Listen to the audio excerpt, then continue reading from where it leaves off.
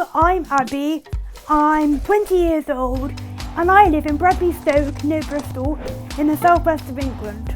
I live with my mum, my dad, my sister and 2 cats. I like doing artwork and learning new things because knowledge is always power and it's good to know stuff. Something that also is how to speak different languages. And when I was 10 years old, I started watching cartoons in Japanese. And now I'm practicing for a GCSE in Japanese. And one day I really hope to go on holiday to Japan. 私の好きな音楽はジャズ音楽です。When I was 8 years old, I got into theology, so that means the study of different religions and things, and also philosophy, how people understand the world and answer difficult questions around them. I think the most interesting thing about theology is that different people have different ideas about God, and it's interesting to find out what they think and why they think it. When I was 13 and 14, I had some really sad times in my life, so I was wondering what things can I do that can make it better. So I did the normal things you do when you're really upset. Go to the doctor and talk to a therapist and stuff. But then I was thinking, I need something else. So I researched all the different religions again, and then I found Hinduism and everything made sense to me. So then I started doing all the different special things that Hindus do. We call them as rituals, or we call them as sadhanas in special Sanskrit Hindu language. It's a language that Hindus think is really special. When I was searching into Hinduism, I had to do a journey of self-discovery in myself. I had to ask myself a lot of what we call fundamental questions. So these are questions that are really important to ask yourself. What are my values? What do I think about God? What do I think about the world? What do I think is right and wrong? That's called your ethics. The more I read about these things, the more Hinduism made sense to me. So in my room I have something really special that most Hindus have in their house. It's called a shrine. And a shrine is a special place. You can meditate there, you can pray there. It's a place I can go to calm down and be happy when I'm sad, but also a place where I can reflect on how grateful I am for all the happy things. In Hinduism, Brahman is like the spiritual part of the universe. Like, it's a bit like God, really. Brahman can show itself in all different ways, right? Brahman can take the form of goddesses, so of women. Brahman can take the form of men. Brahman can take the form of animals.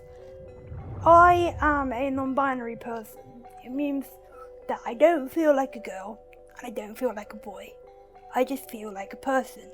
So even though my body is a girl, that doesn't mean to say that I think like I'm a girl. It's a form of transgender in a way. Brahman for me, especially, is so special because it represents all the changes I've been through in my life. So it's really personal for me and it resonates with both my brain and my soul.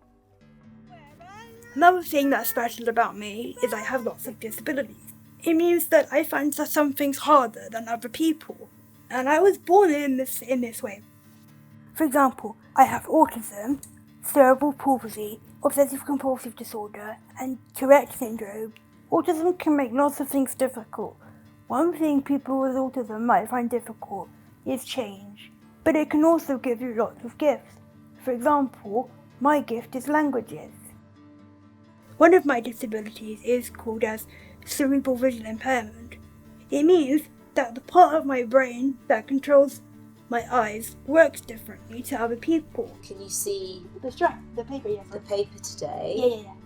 So sometimes I can't see the paper because sometimes my eyes don't work as well as they do on other days. But today sounds like it's a good day. Yes, it's a good day today for my lovely eyes. Okay. CVI does lots of things to me, and one of the things it does is called as contrast sensitivity, right? So, bright colours make things easier to understand and see for me. Hindu pictures are really colourful, so they're easy to see. And so if they're easy to see, they're easier to connect to. Today, it's Diwali.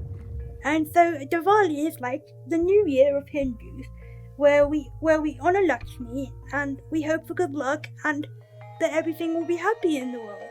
So the past 3 years of me being Hindu, I've celebrated the Hindu festivals at home by myself. It's even better to celebrate the festivals in the temple with other people.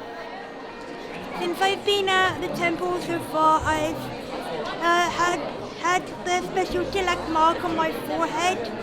I've eaten some sweets called laddu, and I've just said some prayers and said everyone happy Diwali. One of the best things about being in the Hindu temple is the fact that when you're there, you can make new friends and be with other people. It really reminds me that the world is one big family.